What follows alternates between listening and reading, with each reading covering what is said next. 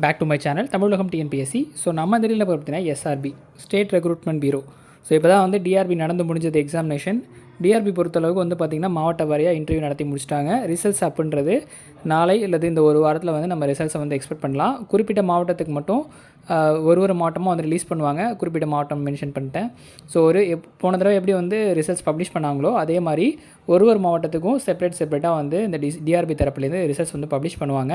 So நீங்கள் TRP சைட்டை வந்து ரெகுலராக ஃபாலோ பண்ணுங்கள். எப்போ ரிசல்ட்ஸ் வந்தாலும் நம்ம சேனலே வந்து அப்டேட் பண்ணுறேன். ஸோ அடுத்து தொடர்ந்து வந்து பார்த்திங்கன்னா எல்லாருமே பொதுவாக வந்து கேட்டது SRB and CCB. SRB state recruitment bureau பொறுத்தளவுக்கு 2019 அப்புறம் அடுத்த நோட்டிஃபிகேஷன் வரல. இப்போ எப்படி டிஆர்பி எடுத்தாங்களோ அதே மாதிரி எஸ்ஆர்பியும் சென்னையில் மட்டும்தான் இந்த சொசைட்டி மற்றும் இன்ஸ்டியூஷன்ஸ் வந்து இயங்கிட்டு இருக்கு. ஸோ இந்த இன்ஸ்டியூஷனுக்கு எஸ்ஆர்பி அப்படின்னு சொல்லப்படுற ஸ்டேட் ரெக்ரூட்மெண்ட் பீரோ நம்ம இப்போ எழுதுனது டிஸ்ட்ரிக்ட் லெவலில் எக்ஸாமினேஷன் எழுதணும். இது வந்து ஆல் ஓவர் தமிழ்நாடுல நடக்கிற ஸ்டேட் லெவல் எக்ஸாமினேஷன். இந்த எக்ஸாமினேஷன் பார்த்திங்கன்னா சென்னையில் தான் வந்து 12 இருக்கும். எப்படியும் எபோவ் சேலரி வந்து ஒரு 30,000 கிட்ட இந்த ஒரு போஸ்டிங்ஸில் வந்து கிடைக்கும். 2019 இவ்வளோ வேகன்சிஸ் வந்தது. ஸோ என்னென்ன விதமான போஸ்டிங்ஸ் கொடுத்தாங்க அப்படின்ற இன்ஃபர்மேஷனே நம்ம வந்து பார்க்கலாம். ஸோ இந்த ஒரு ஜாப் நோட்டிஃபிகேஷன் இப்போ 2024 ஆண்டு மார்ச் மாதத்தில் நம்ம நோட்டிஃபிகேஷனாக எக்ஸ்பெக்ட் பண்ணலாம் அப்படின்றது கிடைச்ச இன்ஃபர்மேஷன். அதை உடனே உங்ககிட்ட வந்து ஷேர் பண்ணுறேன். ஸோ பிஃபோர் எலெக்ஷனுக்கு முன்னாடியே இந்த நோட்டிஃபிகேஷன் நம்ம வந்து எதிர்பார்க்கலாம். டிஆர்பி எவ்வளோ குயிக்காக வந்து ப்ராசஸ் பண்ணி முடித்தாங்களோ அதே மாதிரி இப்போ எஸ்ஆர்பியும் நோட்டிஃபிகேஷன் அப்படின்றது மார்ச் மந்தில் நம்ம 50% கரெக்டாக வந்து அக்யூரேட்டாக வந்து எதிர்பார்க்கலாம். ஏன் 50% சொல்கிறேன்னா எலெக்ஷன் ரூல்ஸ் அப்படின்றது இந்த இதுக்கு வந்து கன்சர்ன் ஆகுதான்றது தெரியல. ஸோ அதனால் நம்ம அதை வெயிட் பண்ணி தான் பார்க்கணும் எவ்வளோ வேகன்சி இருக்குது அப்படின்றதெல்லாம் வந்து நம்ம இன்ஃபர்மேஷனாக கேட்டிருக்கோம். ஸோ கிடைச்சது அப்படின்னா கண்டிப்பாக நான் தொடர்ந்து வந்து வீடியோவில் மேக் பண்ணி போடுறேன். அது வரைக்கும் நம்ம வந்து கண்டினியூவாக படிச்சுட்டு இருக்கலாம். ஸோ எக்ஸாமினேஷன் சம்மந்தமாக ஆல்ரெடி டிஆர்பி சம்மந்தமாக ரெகுலர் வீடியோஸ் நம்ம சேனலில் போட்டே வந்துட்டு இருந்தோம். இன்டர்வியூ வரைக்கும் வந்து நிறைய கைடன்ஸ் கொடுத்துருந்தோம். அதே மாதிரி இப்போ எஸ்ஆர்பிக்கும் கண்டினியூவாக நம்ம வந்து வீடியோ கிளாஸஸ் ப்ளஸ் வந்து ஸ்டடி மெட்டீரியல் அப்படின்றத வந்து ப்ரொவைட் பண்ண போகிறோம். ஸோ ஸ்டடி மெட்டீரியல் வேணுங்கிறவங்க டிஸ்கிரிப்ஷனில் டீட்டெயில் வந்து தரேன். வேணுங்கிறவங்க பை பண்ணி நீங்கள் வந்து வாங்கிக்கலாம். ஃபர்ஸ்ட் ஆஃப் ஆல் நீங்கள் பண்ண வேண்டியது சிலபஸ். ஸோ சிலபஸை வந்து நீங்கள் டவுன்லோட் பண்ணிவிட்டு ஒரு இதுவும் வந்து பாருங்கள். ஸோ டிஆர்பிக்கு என்ன சிலபஸ் பேட்டர்ன் கொடுத்தாங்களோ அதே தான் இதுக்கும். ஸோ இந்த சிலபஸ் பேட்டர்ன் பொறுத்தளவுக்கு கொஞ்சம் டஃப்னஸாக இருக்கும் எக்ஸாமினேஷன். ஸோ எக்ஸாமினேஷன் ஸ்டேட் லெவலில் நடக்கிறதுனால இப்போ நடந்த மாதிரி டிஆர்பி லெவலில் கொஷின்ஸ் இருக்காது.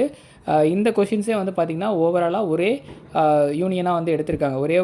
அதாவது ஒரு டிஸ்ட்ரிக்கும் செப்பரேட்டான ஒரே கொஷின் பேப்பராக வந்து எடுத்திருக்காங்க. தனித்தனியான கொஷின் பேப்பர் இல்லாமல் இண்டிவிஜுவலாக ஒரே கொஷின் பேப்பராக அனைத்து மாவட்டத்துக்கும் எடுத்தாங்க. இந்த தூத்துக்குடி திருநெல்வேலி மட்டும் அந்த வெள்ளம் மட்டும் வராமல் இருந்தது அப்படின்னா அங்கேயும் இதே கொஷின் பேப்பர் தான் வந்து கண்டக்ட் பண்ணியிருப்பாங்க. அங்கே மட்டும் சேஞ்சஸ் வந்து பண்ணியிருக்காங்க. மிச்சப்படி பார்த்திங்கன்னா எல்லா மாவட்டத்துக்கும் ஈக்குவலாக கொஷின் பேப்பர் தான்.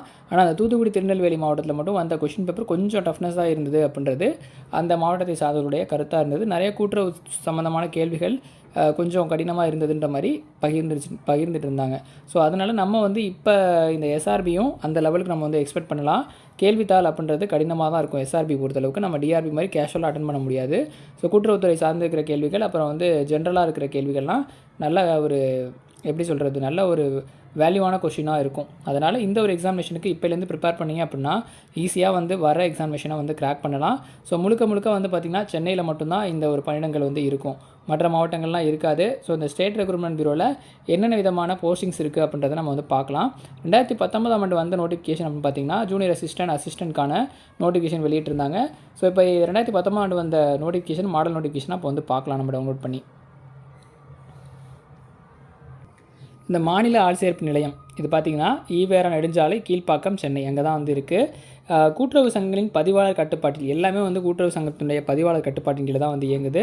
சென்னையை தலைமையிடமாக கொண்டு மாநிலம் முழுவதும் செயல் எல்லையாக கொண்டு செயல்படும் கீழ்காணும் தலைமை கூட்டுறவு சங்கங்கள் மற்றும் வங்கிகளில் காலியாக உள்ள உதவியாளர் இளநிலை உதவியாளர் பயணிகள் நேர நியமனம் நிரப்புவதற்கான இந்திய குடியுரிமையுடைய அனைவருக்கும் ஆண் பெண் விண்ணப்பதாரர்களிடமிருந்து விண்ணப்பங்கள் வரவேற்கப்படுகிறதுன்னு சொல்லியிருக்காங்க.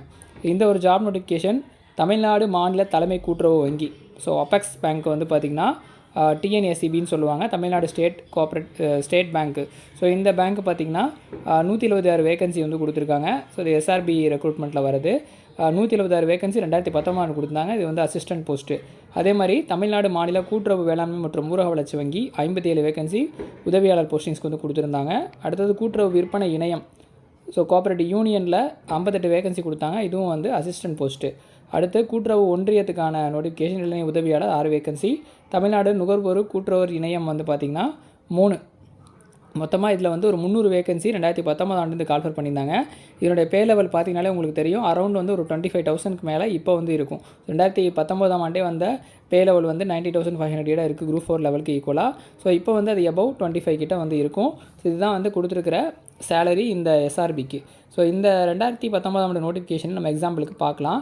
காலி பணியிடங்கள் எண்ணிக்கை வந்து மாறுதலுக்கு உட்பட்டது. தெரிவு நடைமுறையால் தமிழ்நாடு அரசு பணியாளர் தேர்வுக்கு பின்பற்றப்படும் இடஒதுக்கீடு மற்றும் இன சுழற்சி முறையை ஒட்டுமொத்த பணி நியமனத்திற்கும் பின்பற்றப்படும் சொல்லியிருக்காங்க. மேற்கொண்ட காலி பணியிடங்களில் பெண்கள் ஆதரவற்ற விதவைகள், முன்னாள் இராணுவத்தினர், தமிழ் வழியில் பயின்றோர், மாற்றுத்திறனாளிகள் ஆகியோருக்கான இடஒதுக்கீடுகள் விதிகள் ஆகியவை பின்பற்றப்படும் சொல்லியிருக்காங்க. என்னென்ன ரிசர்வேஷன்ஸ் இப்போ டிஆர்பியில் ஃபாலோ பண்ணாங்களோ அதே மாதிரி எஸ்ஆர்பிக்கும் வந்து ஃபாலோ பண்ணுவாங்க. எக்ஸாமினேஷன் டேட்டு முதற்கொண்டு இதே மாதிரி தான் அனௌன்ஸ் பண்ணி வரும். ஸோ டேரெக்டாகவே notification, application last date, examination date 3மே வந்துடும். அதனால் நீங்கள் எக்ஸாமினேஷனுக்கு டிலே பண்ணாமல் கண்டினியூவாக படிச்சுட்ருங்க. ஸோ இந்த எக்ஸாமினேஷனுக்கான ஸ்டடி மெட்டீரியல் சிலபஸ் வைஸாக நம்ம சேனலில் வந்து ப்ரொவைட் பண்ணிகிட்ருக்கோம். வேணுங்கிறவங்க டிஸ்கிரிப்ஷன் டீட்டெயில் தரேன், வாட்ஸ்அப்பில் மெசேஜ் பண்ணிவிட்டு மெட்டீரியலை சாம்பிள் பார்த்துட்டு கூட நீங்கள் வந்து பை பண்ணி வாங்கிக்கலாம். ஸோ நிறைய பேர் பை பண்ணி வாங்கி இப்போ டிஆர்பியில் கிளியர் பண்ணியிருக்காங்க ரிட்டன் எக்ஸாமினேஷன்.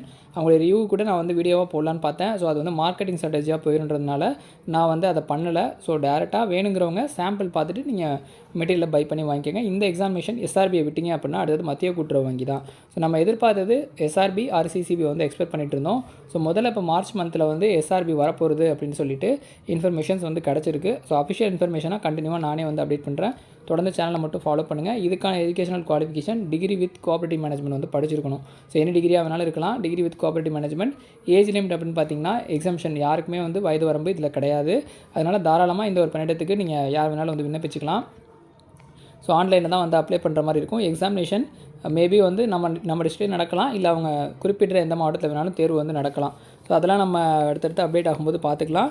தொடர்ந்து வந்து ஃபாலோ பண்ணுங்கள். இதுக்கும் எழுத்து தேர்வு ப்ளஸ் இன்டர்வியூ வந்து இருக்குது. இன்டர்வியூ வேணாம்னு சொல்லிட்டு நிறைய கோரிக்கைகள் வலுத்தாலும் இன்டர்வியூ அப்படின்ற ஒரு ப்ராசஸ் வந்து இதுலேயும் வந்து இருக்குது. இருந்தாலும் நம்ம வந்து என்ன அப்டேட் பண்ணுறாங்கன்றத நியூ நோட்டிஃபிகேஷனாக வரும்போது நம்ம வந்து பார்த்துக்கலாம். ஸோ எஸ்ஆர்பி கூடிய நோட்டிஃபிகேஷன் வரப்போகுது. அதனால் தொடர்ந்து வந்து படிங்க.